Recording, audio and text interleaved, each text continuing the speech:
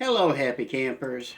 Oh, Spike. Chris. And we are geeking out. So it is Memorial Day weekend, which means that, oh my golly, oh my gosh, oh my goodness.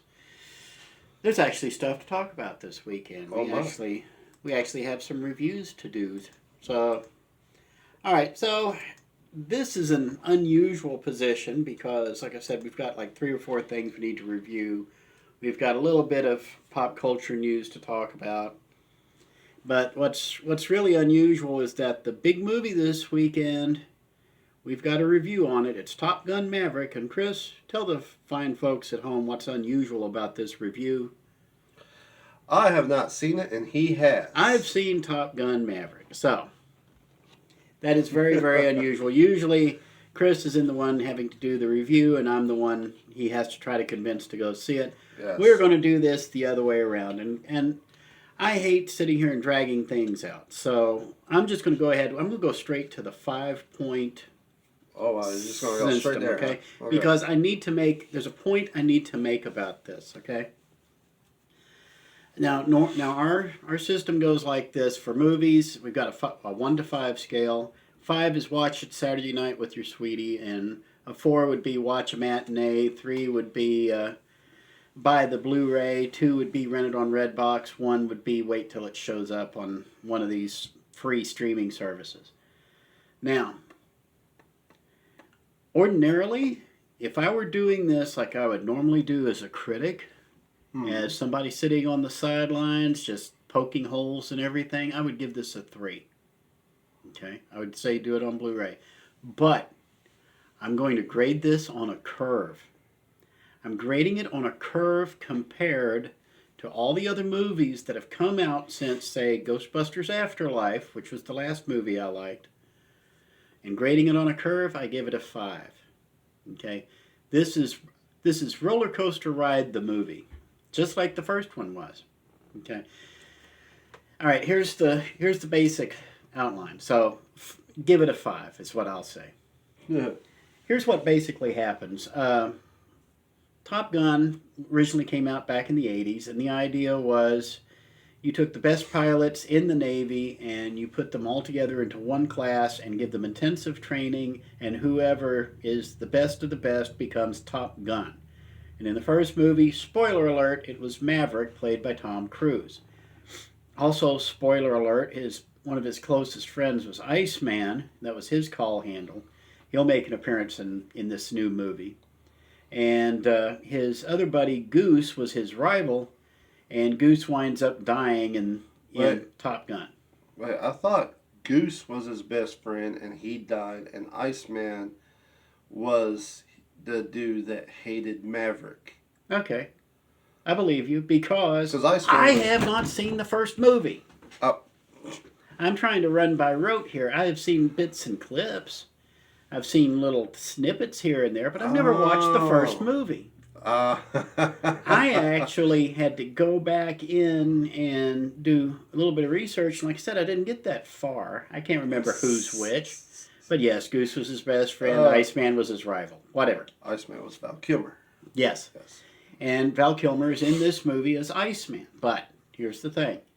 Okay, so back in the 80s, you had, and it was a 2-hour-long infomercial for the naval aviation. Is what it was. It was a recruiting film for the military. It's what it was. Okay, that's why the military cooperated so much with it and got all the neat footage and everything. And I mean, when Top Gun came out, it was the movie of the year. I believe it was '86. Wasn't? Did Top Gun come out in '86?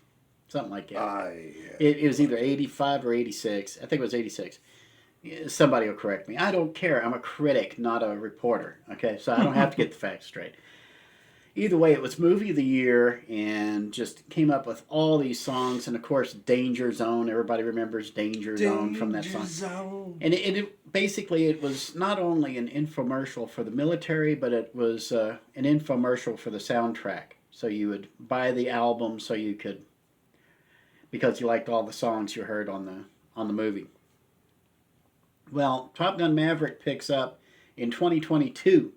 So it's like 35, 36 years later. Tom Cruise is now pushing 60. Okay, but he's still Maverick. By golly, he lives in a hangar off a naval aviation base. He's got his own little propeller plane, a little World War II era he's been restoring. But he gets orders to come in and report. He's still on active duty, basically. But for 36 years, he's been turning down promotion after promotion after promotion after promotion. Okay, he's still a captain after 36 years. Iceman is still around. Iceman is now a lieutenant vice admiral. Okay, he's like one of the big chiefy guys in charge of Top Gun now because he's been around for 35 years. Maverick still is a captain because he doesn't want to stop piloting planes. He doesn't want to be a desk jockey. He wants to be a plane jockey. He wants to get up there in the air and he wants to fight. But he's finally been pushed out, and he's pretty close time to almost timing out here because he's running out of chances. The Navy won't let him really fly that much anymore.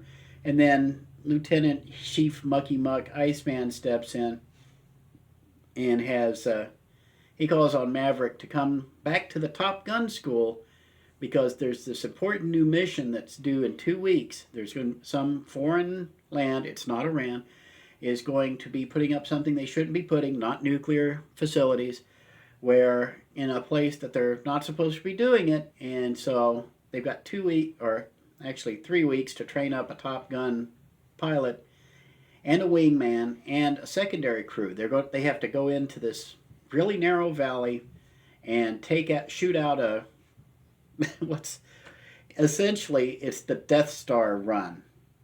Okay, Luke Skywalker's Death Star run done with F-18s. Okay, so that's basically what it is, but they got to do it twice. Okay, the first one's got to blow the hatch off of this thing. The second one has to go in and actually put the biscuit in the basket, so to speak. Okay, so you get Maverick. He comes back. He doesn't think he can teach, but of course, as soon as he meets the guy who was in charge of Top Gun, then of course he has to rebel against authority, and yada yada yada. We get Top Gun all over again, but from a different side. Now this is not a joke. Every clip I can remember from the original Top Gun movie shows up in Maverick. It's almost a shot-for-shot remake. This is almost like it's almost like that guy who did Psycho. He hit every story beat is there. The only difference is everybody is 35 years older. So Tom Cruise's love interest is 35 years older and has an 18-year-old daughter, which Tom Cruise does not make a play for, by the way. The Iceman is 35 years older and he's suffering from a degenerative nerve condition, coincidentally, just like Val Kilmer is suffering from health issues. But he's the one. But Iceman steps in because he knows Maverick's the best and can. And either way, like I said, I'm a critic, not a reporter, so I don't have to worry about the facts. Bottom line is, this is almost a shot-for-shot remake, right down to the point where it's Maverick who. Spoiler alert: Maverick has to lead the mission. Okay. Now, as it turns out, Goose's son is going by the call name Rooster, and he's in the Top Gun program, so you just know that Tom Cruise is not going to pick him to go on the mission until he proves to be the best pilot out of all of them. So now he's going to be leading the backup charge. He's going to be the one that has to put the biscuit in the basket. So, long story short, at the end of it, Tom Cruise survives, Rooster survives, everybody's happy, the nuclear enrichment plant went kaboom, mission accomplished, and then you get to hear the Top Gun theme play out. And now the reason, let's back this up a little bit.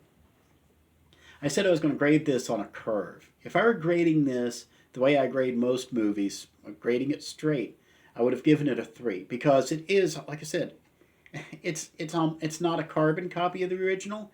You can tell they did some reworking, but the plot points are there, the story beats are there, over and over, right down to almost the the shot composition.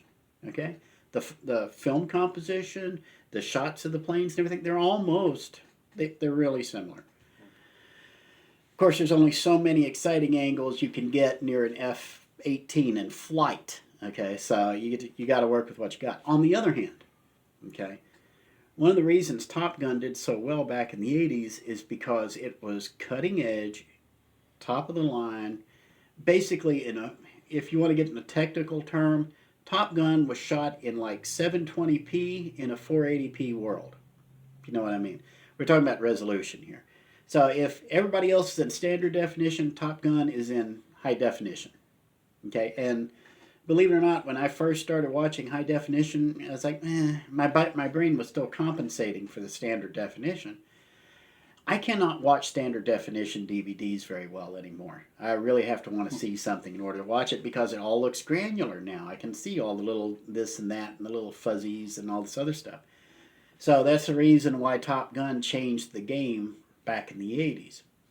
This, if Top Gun was 720p, this one would be like 8K Ultra HD in like laser vision or something projected onto the side of the Eiffel Tower or something. This is Top Gun, but it's writ huge. This is the movie I'm sure that Bruckheimer wanted to make back in the 80s, but he just didn't have the equipment or the technology to get it done. So that's why I'm giving it a 5 because of the technical accomplishments, and it is impressive as all get out. Like I said, it is a roller coaster ride. The other thing too is you've got two female pilots in Top Gun in this movie. One of them gets involved in the mission. Neither of these women are snarky. Okay, they're not condescending. They don't act like they're better than everybody else. They got egos like everybody else does. And needless to say, when the guys are doing the standard cavorting on the beach playing volleyball, although they're not playing volleyball, they're playing football, offense and defense at the same time, which is hilarious. The women are not a detriment to the story. They actually help enrich it a little bit. So that's handled well. And there are no woke themes. The idea is go in and blow up the bad guys. So there's nobody sitting there saying, oh dear, is this the right thing to do? There's no whining. There's no hand-wringing. There's none of that stuff. You know what the mission is. You know they're bad guys. You go blow them up. You come home. You have a brew. And you just move on with your life. And that's what this is about. In 2022 cinema, a 1986 plotline that wasn't that great back in 1986 feels like a refreshing sip of high-quality champagne now. Okay? We are so deprived of good storytelling that this, which was derivative in 1986, feels refreshing, new, and just something that we've needed for a really long time. So Top Gun Maverick, excellent summer movie. Great way to kick off the summer on Memorial Day weekend. It's probably going to make all the money this weekend. I don't know. I haven't been watching. So 150 million. I wouldn't doubt it. We, believe it or not, the beloved and I actually did a date trip on Thursday night at 7 p.m. And I wouldn't say I remember our little theater here is in a small town, so it's a small town and it's a Thursday night, so a lot of people are working Friday, so probably about 50% capacity at 7 o'clock on a Thursday night for this premiere, which I think is actually really, really good. I don't think anybody in there, I think the people who worked there weren't surprised because it's Top Gun Maverick and it was expected to be a blockbuster, but the turnout was keeping everybody hopping. So I would say, okay, well done. Not a Top Gun fan, but I will give one more piece of advice though. If you have seen the original Top Gun, you're going to notice a lot of similarities. Do not watch the original Top Gun before you see this film. I honestly think if you see the original Top Gun before you see this, it's going to wreck the movie for you. It's going to wreck the new movie. Because you're just going to see all the parallels. You're going to be like, geez, it's the same movie over again. Now, give yourself a little cushion. If you haven't seen it in a while, just go watch the new movie. Don't refresh your memory on it. And I think you'll do better with it. So a 5 for me compared to today on objective standards, I'd give it a 3. So if you really want to, you can average it out to a 4. But I'd say as far as this year's movies have been, I'd give it a 5. This is one of the best of the year. Your reactions, Chris? My reaction? Yes. My reaction is I had no desire of seeing it, but due to the fact of hearing you talk about it, and you don't like anything, it makes me want to go see this movie because it's like, well, you got him talking. It makes me want to see all the hubbub. So. All right. Well, there we go.